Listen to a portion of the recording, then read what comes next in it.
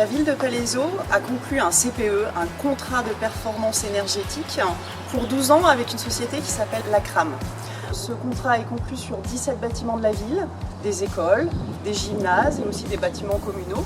On peut citer par exemple le groupe scolaire Taillan ou le groupe scolaire Anne-Franck, mais aussi le stade Georges Collet ou l'hôtel de ville.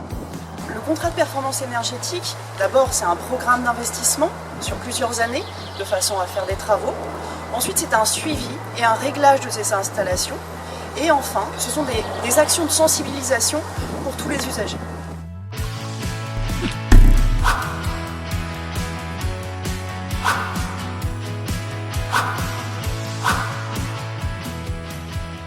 Les différents travaux qui ont été faits sont à la fois des travaux sur les installations de chauffage, mais aussi des travaux d'isolation des bâtiments. Et il y a aussi tout un aspect d'automatisation, de mesure en fait sur les sites, de façon à avoir un réglage optimum sur chacun de ces sites. Et bien sûr, il ne faut pas oublier tout l'aspect éclairage, qu'il soit intérieur ou extérieur au niveau des bâtiments.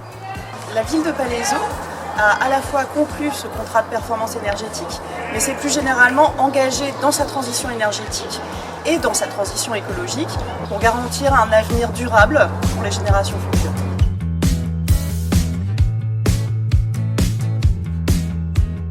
L'école élémentaire Anne-Franck, elle date de 1965, donc c'était absolument nécessaire de la rénover. On a gagné en isolation thermique, maintenant on a plus froid l'hiver et plus trop chaud l'été. Et en termes phoniques, c'était aussi très prenant parce que une école c'est bruyant, donc tous les revêtements au sol ont été changés. Il y a une harmonie de couleurs qui fait que ça donne une attitude plus calme et plus zen aux élèves. Maintenant, le développement durable, il est au cœur des enseignements. Les actions pédagogiques, elles sont plutôt transversales et interdisciplinaires, et aussi avec des comportements au quotidien qu'on essaie de leur inculquer. Alors, comment ça peut être concrètement? On a des élèves qui sont responsables des lumières, donc il y a 2 élèves qui sont désignés dans chaque classe. Des élèves aussi qui sont chargés de ramasser les papiers dans la cour. On a élaboré avec les élèves de cycle 3 une charte des déchets, c'est-à-dire quels sont les déchets recyclables, parce qu'on a des lombricomposteurs, des composteurs, et les élèves CM1, CM2 vont eux-mêmes expliquer quel est leur mode de fonctionnement aux petits de CP, CE1 dans l'autre bâtiment.